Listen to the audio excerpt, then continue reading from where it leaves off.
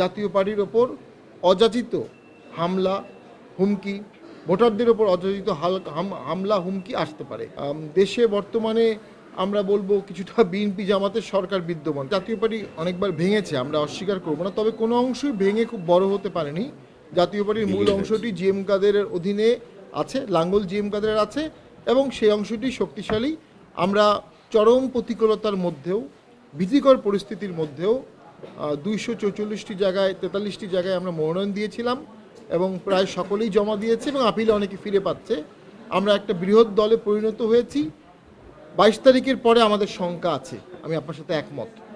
নির্বাচনে প্রত্যাহারের দিন পার হয়ে গেলে জাতীয় পার্টির ওপর অযাচিত হামলা হুমকি, ভোটারদের ওপর অযাচিত হামলা হুমকি আসতে পারে। সেজন্যই তার আগেই একটি রাষ্ট্রীয় নিয়ন্ত্রণ প্রয়োজন, একটা লেভেল প্লেইং ফিল্ড প্রয়োজন। দেশে বর্তমানে আমরা বলবো কিছুটা বিএনপি জামাতের সরকার বিদ্যমান, কারণ তাদের লিস্ট অনুযায়ী প্রশাসন সাজানো হয়েছে। সেখান থেকে নিরপেক্ষতার সরকার, নিরপেক্ষতার প্রশাসন তো দেখাতে হবে, নির্বাচন কমিশনকেই দেখাতে হবে।